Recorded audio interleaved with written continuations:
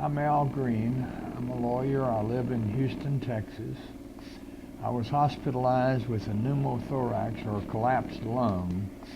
The day I was discharged, my oxygen concentrator provider of choice delivered the cylinder, these tall cylinders of oxygen, to my room for me to go home with. Shortly after I arrived home, they brought 2 portable cylinders and an oxygen concentrator, the big unit that sits in the room. The next day I went out taking one of the cylinders. I was gone for several hours and the cylinder ran out of oxygen because I was gone longer than the supply.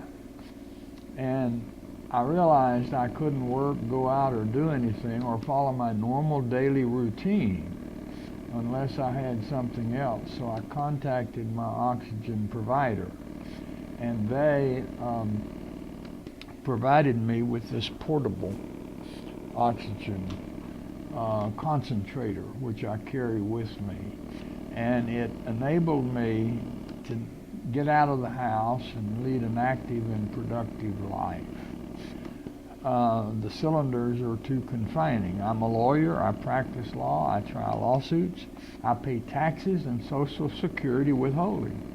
Even though I'm drawing Social Security, I still pay into the system.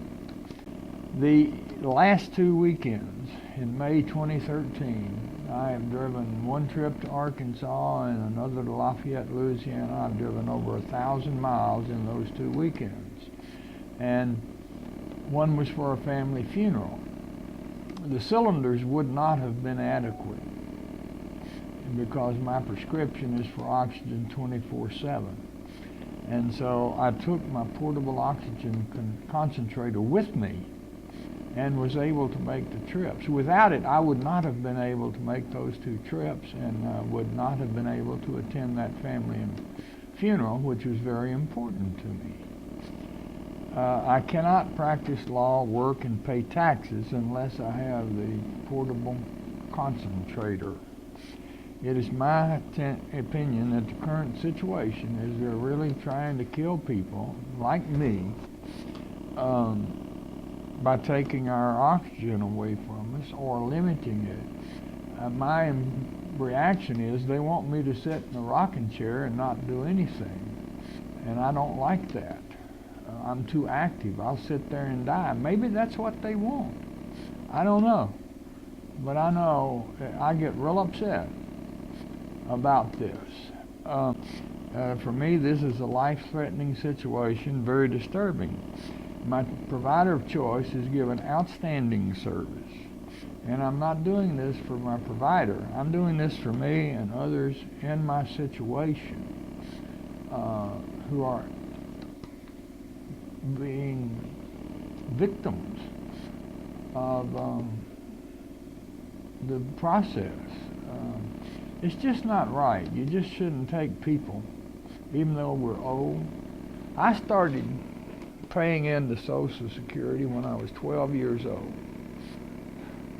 I got a job, and I had Social Security taken out of my pay since I think somewhere around when I started working when I was 12. I worked all through junior high, all through high school. And I paid into this, and since 65, every payday, the government told me when I paid into the system that we will provide you with medical insurance. And they're not doing this with this oxygen situation. We need to end the current bidding process that is taking away my right to life and freedom, including freedom of movement. I don't want the government to dictate to me which provider I can use and who will make me into a homebound vegetable and take me out of the productive workforce.